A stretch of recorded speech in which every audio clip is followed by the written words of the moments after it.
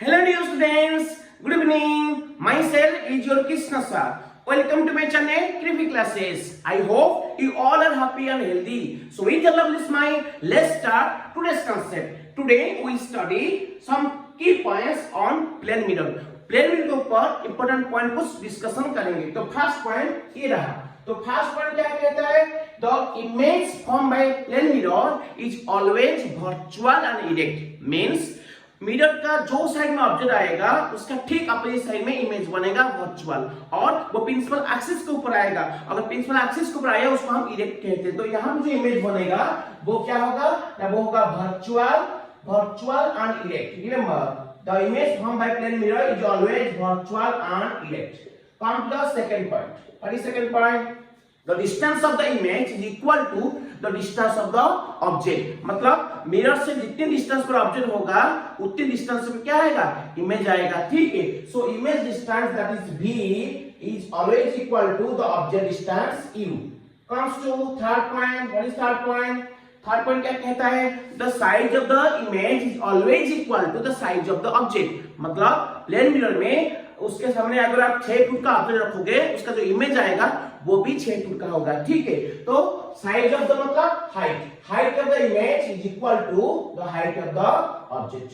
Then comes to fourth point. What is fourth point? The magnification produced by a plane mirror is always 1. Magnification क्या होता है? वो होता है image height by object height. अगर दोनों हाइट सेम है, प्रॉपर्टी के हिसाब से सेम है, तो सेम चीज का रेशियो क्या होगा? 1. तो magnification of a plane mirror is always 1. Comes to point number 5. 5 क्या है? The image form by a plane mirror is laterally inverted. Image क्या है? Image is laterally inverted. मतलब इसका मतलब समझो, ऑब्जेक्ट का जो लेफ्ट साइड होगा वो इमेज में राइट की तरह दिखेगा, और ऑब्जेक्ट का जो राइट साइड होगा इमेज में लेफ्ट की तरह दिखेगा. लैटरल मतलब साइडल चेंज होगा. ये समझो. तो यहाँ पे जो इमेज बनेगा वो लैटरली इन्वर्टेड.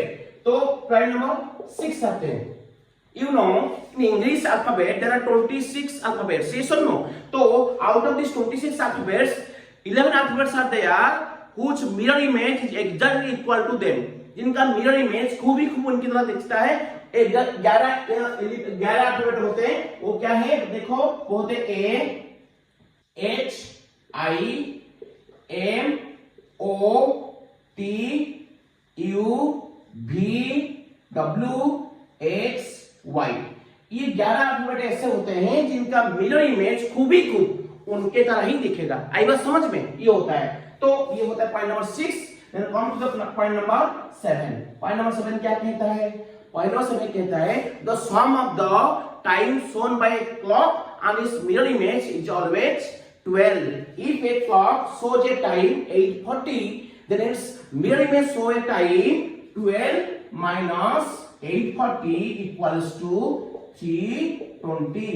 मीन्स क्या होता है ना? क्लॉक में जो आप टाइम देखते हो और उसका मिरर इमेज में जो टाइम देखते हो उन दोनों का एडिशन होता है 12.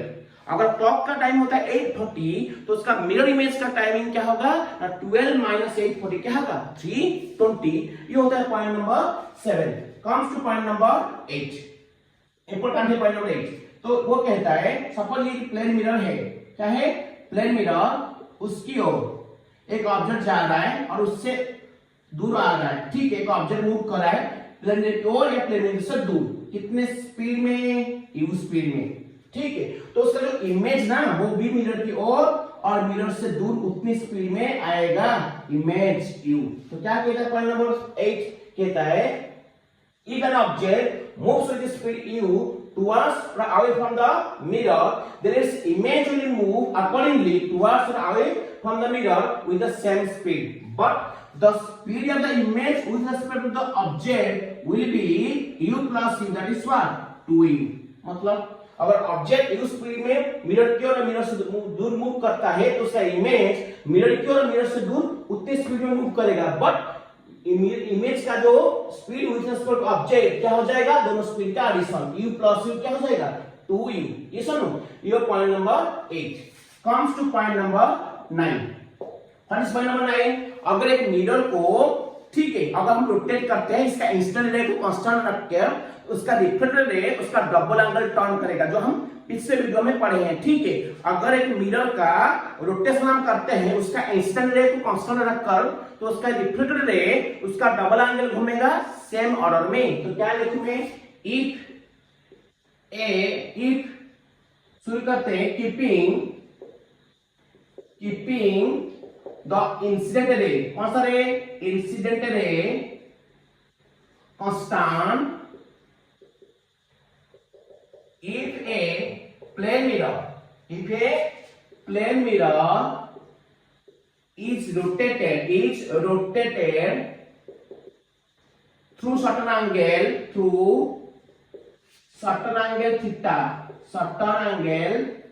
theta, there is reflected ray, कौन सा रे, reflected रे turns or rotates, जो भी turns twice of that angle, मतलब क्या हो जाएगा, 2 theta in the same order. याद रखो इंपॉर्टेंट पॉइंट है, क्या कह रहा है, वो कह रहा है इंसिडेंट रे को कांस्टेंट रखकर अगर प्लेन मिरर को हम कुछ एंगल रोटेट करते हैं, चाहे वो आप क्लॉकवाइज रोटेट करो या एंटीक्लॉकवाइज रोटेट करो, और कुछ एंगल आप रोटेट करते हो तो उसका रिफ्लेक्टेड रे उसका डबल एंगल रोटेट होगा इन द सेम ऑर्डर। और मतलब इसको जो ऑर्डर में आप घुमाओगे, क्लॉकवाइज घुमाए वो क्लॉकवाइज घूमेगा रिफ्लेक्टेड रे, अगर मिरर को आप एंटीक्लॉकवाइज घुमाए तो रिफ्लेक्टेड रे क्या होगा, एंटीक्लॉकवाइज घूमेगा पर डबल एंगल में घूमेगा। ये होता है पॉइंट नंबर 9। अब चलते हैं पॉइंट नंबर 10। क्या है, यहाँ पे किसको कांस्टेंट रखे थे, इंसिडेंट रे को कांस्टेंट रखे थे, मिरर को घुमाए थे। यहाँ पे जस्ट रिवर्स, मतलब मिरर को हम कांस्टेंट रखेंगे, इंसिडेंट रे को हम घुमाएंगे। तो क्या रखेंगे, keeping the position of the mirror constant, keeping the position of the mirror constant,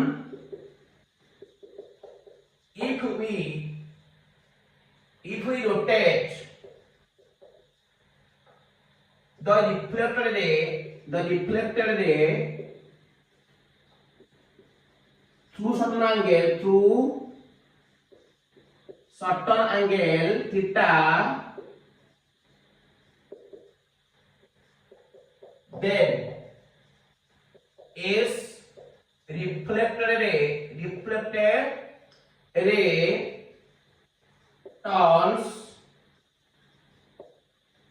with the same angle theta, yes, so with the same angle theta but in opposite order। याद रखो ये सब हम पढ़े पिछले क्लास में, ठीक है, सब उसका प्रूफ भी मैंने किया है, ठीक है, देख लेना। तो यहाँ पे क्या कह रहा है, अगर इंसिडेंट रे को कांस्टेंट रखकर हम मिरर को थीटा एंगल में घुमाएंगे, उसका रिफ्लेक्टेड रे उसका डबल एंगल मतलब 2 थीटा एंगल घूमेगा सेम ऑर्डर में। अगर ये क्लॉकवाइज घूम रहा है वो भी क्लॉकवाइज घूमेगा। पर पॉइंट नंबर 10 में क्या कह रहा है, ठीक उसका उल्टा। क्या कह रहा है, अगर हम मिरर का पोजीशन को कांस्टेंट रखेंगे, इंसिडेंट रे को कुछ एंगल थीटा घुमाएंगे, तो उसका रिफ्लेक्टेड रे उतना एंगल घूमेगा बट अपोजिट ऑर्डर में घूमेगा। ये पॉइंट 10 हुआ। अब चलते हैं point 11। Point 11 most important one, ठीक है, इसको याद रखो। पॉइंट 11 क्या कहता है, द ब्राइटनेस मतलब चमक, the brightness of the image depends upon the area by which the light is reflected।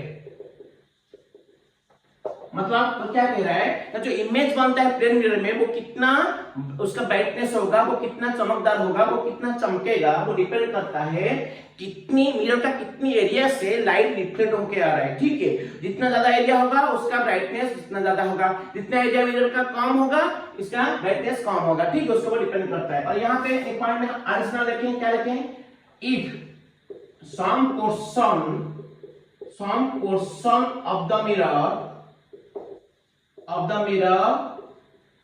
is obstructed obstructed, then complete image will form. Complete image will form, but its brightness will reduce.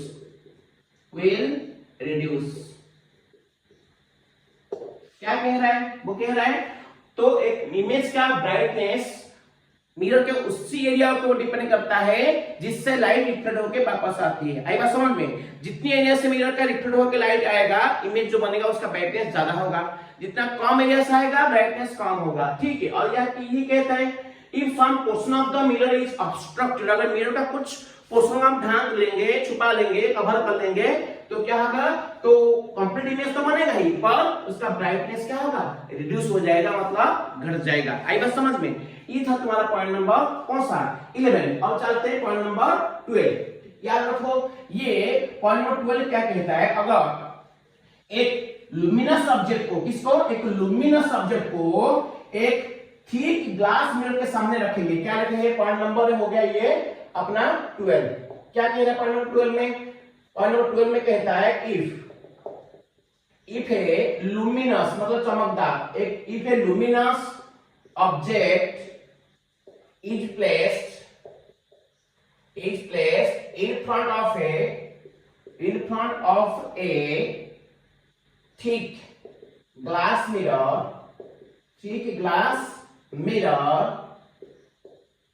तो क्या होता है? वो कहता है luminous object को अगर glass mirror के सामने रखेंगे, multiple images are form,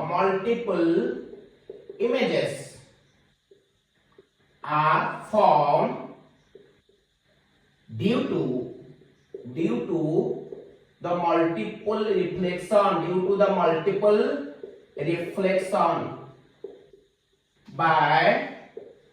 reflections by Pauly surface.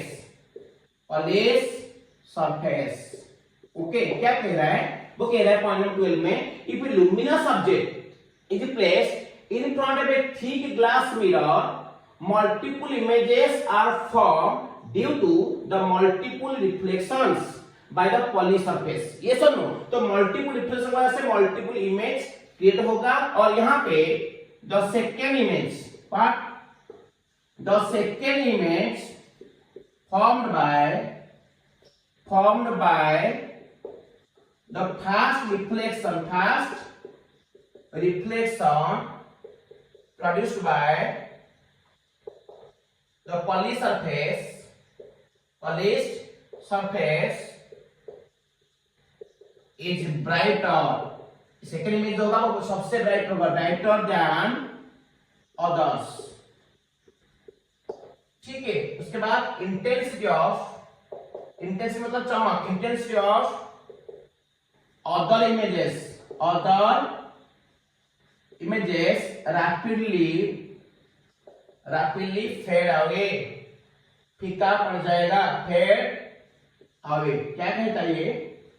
एक बड़ा पॉइंट कहता है अगर लुमिनस ऑब्जेक्ट को एक थिक ग्लास मिरर के सामने रखेंगे तो मल्टीपल रिफ्लेक्शन की वजह से मल्टीपल इमेज बनेगा, और जो सेकेंड इमेज बनेगा वो बाकी इमेज से क्या होगा? ज्यादा ब्राइटर होगा, और बाकी इमेज का क्या होगा? ब्राइटनेस घटता जाएगा। सो ये होता है पॉइंट नंबर 12। अब चलते हैं पॉइंट नंबर 13। ठीक है। पॉइंट नंबर 13 क्या कहता है? इंपोर्टेंट, ये सबसे डेविएशन के बारे में हम डेविएशन पढ़े हैं। तो जब मिरर के ऊपर, प्लेन मिरर के ऊपर लाइट रिफ्लेक्ट होती है, इंसिडेंट लाइट अपना रिफ्लेक्शन होने के बाद कितना एंगल घूम जाता है, डेविएशन होता है। ये पॉइंट नंबर क्या है? 13। देखो पॉइंट नंबर 13 क्या कहता है? Deviation produced by the incident ray after getting reflection from the plane mirror delta equals to 180 degree minus I plus R, और इसको डेल लिख सकते हैं कितना? 180 डिग्री माइनस 2y, और डेल क्या कह सकते हैं? 1 डिग्री माइनस 2r। ये क्या होता है समझो। क्या कह रहा है? सपोज ये प्लेन मिरर है, ठीक है। ये प्लेन मिरर एक इंसिडेंट रे ए से आया और आके कहां गिरा? O पॉइंट में गिरा। ओ पॉइंट में गिरा ए साइड, और यहां से रिफ्लेक्ट होकर चला कहां, बी की ओर चला। ठीक है, अगर इसके सामने मिरर ना होता वो कैसे जाता, वो जो डायरेक्शन में आ रहा था वही डायरेक्शन में आगे चला जाता। याद रखो, लाइट का एक प्रॉपर्टी होता है जिसको हम कहते हैं rectilinear propagation of light, straight line motion of light. मतलब लाइट रे के सामने अगर जब तक कोई ऑब्स्टेकल ना हो और उसका सामने वाले का मीडियम चेंज ना हो, मतलब उसका डेंसिटी चेंज ना हो, तो लाइट अपना स्ट्रेटनेस जारी रखता है। मतलब जो डायरेक्शन में आ रहा है वही डायरेक्शन में जाता है। ठीक है, और यहाँ पे तो मिरर है, मिरर होने से क्या हुआ, ये वाला जो रे आ रहा था ए ओ इंसिडेंट होके वो रिफ्लेक्ट हो गया, ओ बी पाथ में गया। पर अगर मिरर ना होता वो कैसे जाता, ए ओ बी दिशा में जाता, इस पाथ में चला जाता स्ट्रेटनेस मेंटेन करके। पर मिरर की वजह से वो रिफ्लेक्ट होके ओ बी पाथ में जा रहा है, तो वो अपनी ओरिजिनल डायरेक्शन से कितना एंगल टर्न हो रहा है उसको हम कहेंगे डेल। ठीक है, एंगुलर डेविएशन ये कितना होगा बताओ। अच्छा, यहाँ पे एक नॉर्मल ड्रॉ करते हैं। You know normal makes angle I with the incident ray known as angular incidence. Normal makes angle R with the reflected ray known as what, angle of reflection। और ये दोनों सेम है। ठीक है, अगर यहाँ से यहाँ पूरा एंगल क्या होता है 180, you know this is straight line, straight line के ऊपर पूरा एंगल क्या होता है 180। अगर ये पूरा 180 होगा तो डेविएशन हमारा यहाँ से यहाँ कितना होगा बताओ, 180 से आई आर को माइनस कर दो, तो क्या लिखी मैंने 180 degree minus whole I plus R. ठीक है, अच्छा फिर आर इक्वल क्या होता है आई, आई की जगह पे हाँ ये आई हो गया, आर हो गया आई, तो आई प्लस आई क्या होगा 2i, क्योंकि फ्रॉम लॉज ऑफ रिफ्लेक्शन आपको पता है आई इक्वल आर, तो आर भी इक्वल आई। अगर आर जगह में हम आई लिखेंगे तो आई प्लस आई क्या हो जाएगा 2i। नेक्स्ट से भी लिख सकते हैं del equals 1 degree minus 2 I also R 2r। ये तीनों फार्मूला होता है, याद रखना। Deviation produced by the incident ray after getting reflection from the plane mirror, ये सुनो ये होता है इंपॉर्टेंट, तीनों के एक्सप्रेशन को याद रखना। ठीक है, अब चलते हैं पॉइंट नंबर 14। पॉइंट नंबर 14 क्या कहता है, बहुत मॉडर्न है, क्या कहता है हम पढ़े तो क्या पढ़े, in order to show the complete image of a person through a plane mirror the minimum height of the plane mirror should be half of the height of the person, provided the upper end of the mirror should lie between person's head and eye, and the lower end of the mirror should lie between person's eye and the feet। ठीक है, क्या कह रहा है point number 14 में देखो, in order to see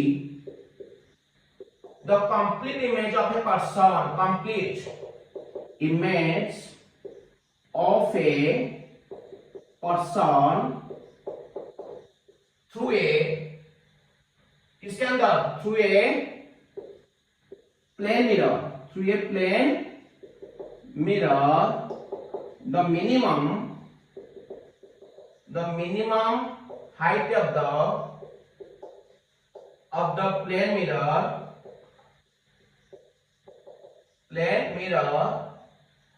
should be half of the height of the person। मतलब याद रखिए इंपॉर्टेंट पॉइंट है। तो एक पर्सन का कंप्लीट इमेज को देखने के लिए मिरर के थ्रू, प्लेन मिरर के थ्रू, तो कंडीशन क्या है ना, प्लेन मिरर का जो मिनिमम हाइट वो पर्सन हाइट का आधा होना चाहिए, ये कहता है पॉइंट नंबर 14। अब चलते हैं पॉइंट नंबर 15। पॉइंट नंबर 15 क्या कहता है, 15 कहता है वही वाल, अगर हमारे पीछे जो वाल है इसको मैं पूरा देखना चाहूंगा, आज एन ऑब्जर्वर मेरे पीछे जो वाल है मैं उसको पूरा देखना चाहूंगा आगे मिरर रख के, तो कंडीशन क्या है ना, मिरर का जो मिनिमम हाइट होगा वो ये वाल का 1/3 होना चाहिए। कंडीशन क्या है ना, मुझे मिरर और वॉल का ठीक बीचों बीच मिडिल में खड़ा होना चाहिए। तो पॉइंट नंबर 15 कहता है in order to see the complete image of the wall behind yours through the plane mirror, the minimum height of the plane mirror should be 1/3 of the height of the wall your wall. Condition apply, the observer should place in between the or in the middle of the mirror and the wall। ये सुन लो, तो ठीक बीचों बीच, मतलब wall और mirror के ठीक बीचों बीच middle में ऑब्जर्वर को रहना चाहिए। आई बस वन में तो देखो पॉइंट नंबर 15 क्या है ना, in order to see the complete image of the wall behind us, wall हमारे पीछे, behind us, through a glass mirror, through a glass or plain mirror, ठीक है। तो through a plain mirror तो क्या होगा, minimum height, plain mirror, the minimum height of the plane mirror, height of the plane mirror should be कितना, hello, should be 1/3 of the 1/3 1/3 of the height of the wall, height of the wall provided मतलब condition, provided the observer मतलब जो दिख रहा है, observer should be at, कहाँ होना चाहिए ऑब्जर्वर को, be at the middle of the, ठीक बीचों बीच, middle of the wall and the mirror, ठीक है। सो ये होता है पॉइंट नंबर 15। क्या कह रहा है ना, हमारे पीछे जो वॉल उसको पूरा देखने के लिए प्लेन मिरर के थ्रू, तो प्लेन मिरर का मिनिमम हाइट क्या होना चाहिए, 1/1/3 of the height of the wall, provided the observer should be at the middle of the mirror on the wall। yes or no, ये होता है पॉइंट नंबर 15। चलते हैं पॉइंट नंबर 16। तो पॉइंट नंबर 16 में हम देखेंगे कैसे ऑब्जेक्ट मिरर की ओर मूव करने से इमेज कैसे मूव करता है, मतलब डिस्टेंस के जरिए में। अगर मिरर मूव करता है तो क्या होता है, अगर दोनों मूव करते हैं ऑब्जेक्ट और मिरर, तो इमेज के ऊपर क्या असर गिरता है उसके बारे में देखेंगे। बहुत इजी ट्रिकी है, याद रखना। ये तुम्हारा एमसीक्यू के लिए, बोर्ड के लिए हाँ आ सकता है, एंट्रेंस के लिए, क्वेश्चन के लिए भी आ सकता है, ठीक है। तो पॉइंट नंबर क्या होगा, पॉइंट नंबर 16 क्या कह रहा है, इफ, ठीक है, if the mirror moves with speed, with A distance, कितना डिस्टेंस मूव कर रहा है, with A distance x towards or away from a plane mirror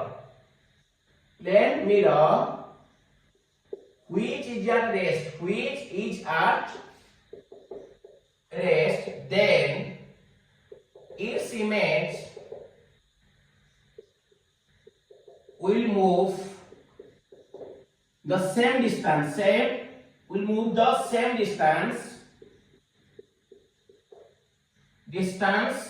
towards or away from the mirror, क्या कह रहा है पॉइंट नंबर 16, ध्यान रखो। सपोज ये मिरर हुआ, कौन सा मिरर, प्लेन मिरर। एक ऑब्जेक्ट लिया O, अगर ऑब्जेक्ट मिरर की ओर या मिरर से दूर x डिस्टेंस मूव करता है, कितना डिस्टेंस, x डिस्टेंस मूव करता है, तो उसका इमेज भी अकॉर्डिंगली मिरर की ओर और मिरर से दूर वही x डिस्टेंस मूव करेगा। वो कह रहा है, क्या कह रहा है, if an object moves with speed with distance x, if an object moves with a distance x towards or away from the mirror which is at a rest, जहाँ पे मिरर रेस्ट में है, then its image will move with the same distance accordingly towards or away from the mirror। ये सब हो गया point number 16। अब चलते हैं पॉइंट नंबर 17। क्या होता है, यहाँ पे मिरर रेस्ट में था, ऑब्जेक्ट मूव कर रहा था, अभी उल्टा करेंगे, ऑब्जेक्ट को रेस्ट में रखेंगे, मिरर मूव करेगा, ठीक है। देखो तो क्या लिखेंगे, if the mirror is moving A distance, कितना distance x towards or away from an object which is at rest, object यहाँ पे रेस्ट है, which is at rest, then its image will move a distance twice of that distance 2x, कितना move करेगा, ये distance 2x towards or away from the object or mirror। याद करो क्या कह रहा है, वो कह रहा है ध्यान दो, ये होता है प्लेन मिरर, ये प्लेन मिरर, ये होता है ऑब्जेक्ट। इधर ऑब्जेक्ट कहाँ है, रेस में है। प्लेन मिरर ऑब्जेक्ट की ओर या ऑब्जेक्ट से दूर एक डिस्टेंस मूव करता है तो उसका इमेज अकॉर्डिंगली क्या होगा ना, मिरर की ओर या मिरर से दूर या ऑब्जेक्ट की ओर ऑब्जेक्ट से दूर। ये सुनो, मिरर की ओर मतलब ऑब्जेक्ट की ओर और मिरर से दूर मतलब ऑब्जेक्ट से दूर मूव करेगा ट्वाइस ऑफ द डिस्टेंस। क्या कह रहा है, अगर ऑब्जेक्ट की ओर एक मिरर x डिस्टेंस या आगे x डिस्टेंस मूव करता है तो उसका इमेज अकॉर्डिंगली ऑब्जेक्ट और मिरर की ओर या ऑब्जेक्ट या मिरर से आगे उसका 2x डिस्टेंस मूव करेगा। तो होता है पॉइंट नंबर 17। अब चलते हैं point number 18, the most important. अभी दोनों मूव करेंगे। यहाँ पे क्या हो रहा था ना, यहाँ पे मिरर रेस्ट में था, ऑब्जेक्ट मूव कर रहा था। यहाँ पे ऑब्जेक्ट रेस्ट में मिरर मूव किया, अभी दोनों मूव करेंगे। तो दोनों मूव करेंगे एक दूसरे को, मतलब अपोजिट में। मिरर और तुम्हारा जो होता है ऑब्जेक्ट अपोजिट में मूव करेंगे, ऐसे भी अपोजिट, ऐसे भी अपोजिट, और सेम डायरेक्शन में नहीं है। अपोजिट मूव करेंगे तो ऐसे वाला और ऐसे वाला मूव करेंगे। तो पॉइंट नंबर आते हैं 18। क्या कहता है पॉइंट 18? कहता है इफ बोथ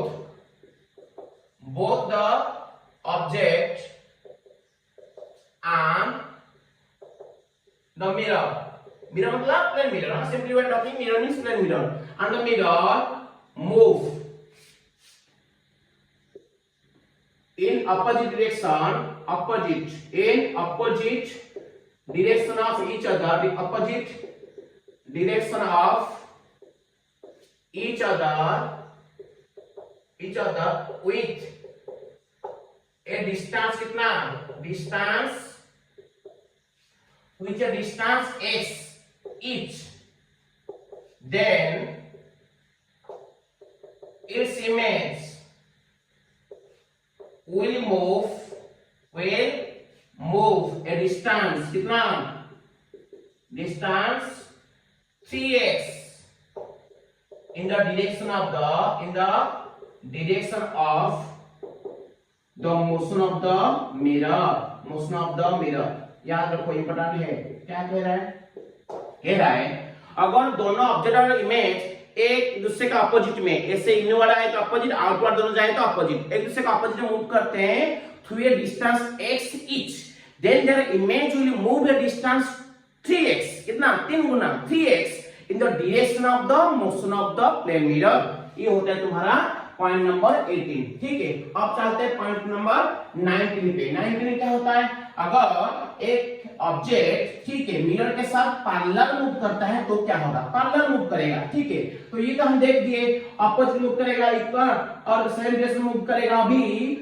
ठीक है, अभी देखेंगे पैरेलल मूव करे तो क्या होगा, ये पॉइंट नंबर 19। तो चलते हैं पॉइंट नंबर 19। तो क्या होता है, if an object moves parallel to a plane mirror with speed कितना, with speed u, then its image also move parallel, moves parallel to the plane mirror with the same speed। क्या कह रहे हैं, देखो ये प्लेन मिरर बना लिया, ये प्लेन मिरर, इसके साथ एक ऑब्जेक्ट जा रहा है पैरेलल मूव कर रहा है, मिरर के साथ एक ऑब्जेक्ट पैरेलल मूव कर रहा है, ये ऑब्जेक्ट पैरेलल मूव कर रहा है, कितने स्पीड में, u स्पीड में मूव कर रहा है। कितने स्पीड मूव कर रहा है, एक ऑब्जेक्ट पैरेलल मूव कर रहा है u स्पीड में। अगर u स्पीड में एक ऑब्जेक्ट मिरर के साथ पैरेलल मूव कर रहा है, ठीक है, तो उसका जो इमेज आएगा वो भी कैसे मूव करेगा, वो भी मिरर के साथ पैरेलल मूव करेगा with the same speed u।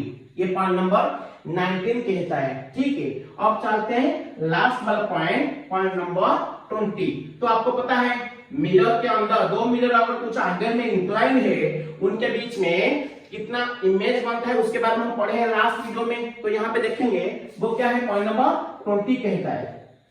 क्या कहता है, सपोज ये एक मिरर है, प्लेन मिरर, ठीक है, और इसके साथ पैरेलल एक मिरर में रखा है दूसरा मिरर। ये होता है मिरर 1 M1, ये सपोज क्या है M2।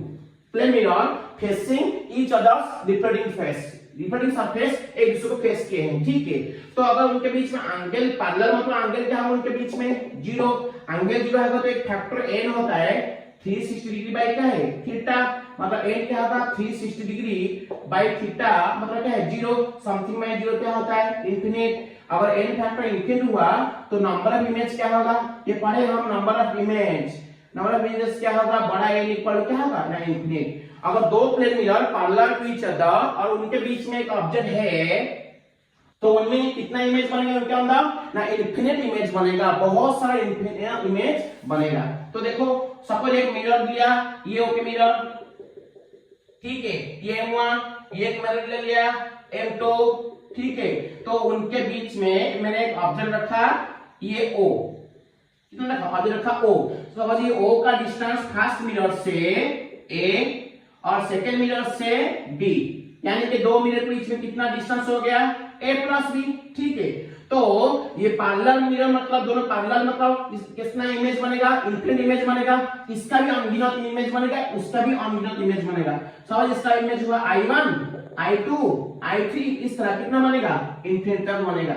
उसका इमेज बनेगा क्या है I1 dash I2 dash I3 dash up to क्या हाँ इंफिनिट, तो उसका भी अनगिनत इमेज बनेगा। तो क्या कह रहा है, ये कह रहा है ये पॉइंट, अगर इसका एथ इमेज उसका एथ इमेज के बीच में डिस्टेंस क्या होगा, समझ उसका एथ इमेज होता है IN, उसका एथ इमेज क्या होगा IN डैश, उनके बीच में डिस्टेंस क्या होगा ना 2n into a plus b, मतलब दो मिरर के बीच में जो गैप है तो वो होगा a plus b, यहां से यहाँ a यहां से यहाँ b, तो a plus b होगा, ये होता है फॉर्मूला, ठीक है।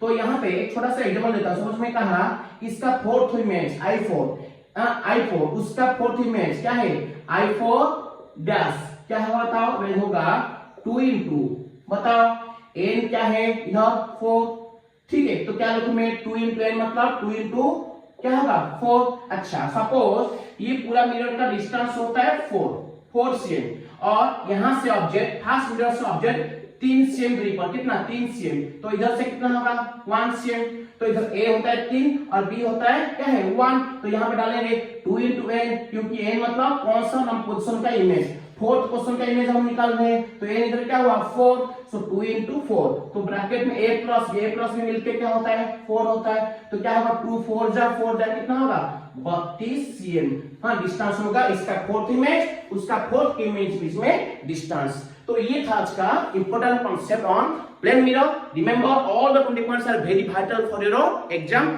सो कीप लर्निंग। आज ही बस इतना खत्म है, आज आपका प्लेन मिरर खत्म हो गया। कमिंग क्लास में हम जाके स्फेरिकल मिरर के बारे में पढ़ेंगे, ठीक है। तो नई वीडियो के लिए मेरे चैनल को सब्सक्राइब कीजिए, लाइक कीजिए और आप तुम्हारे दोस्त के बीच में शेयर कीजिए। तो चलो दोस्तों मिलते हैं नेक्स्ट क्लास में एक नए टॉपिक के साथ, तो स्फेरिकल मिरर के साथ मिलते हैं। Thank you very much to all of you, keep watching my channel. So जय Jagannath, good night, thank you very much, all the very best guys for your future. Thank you very much.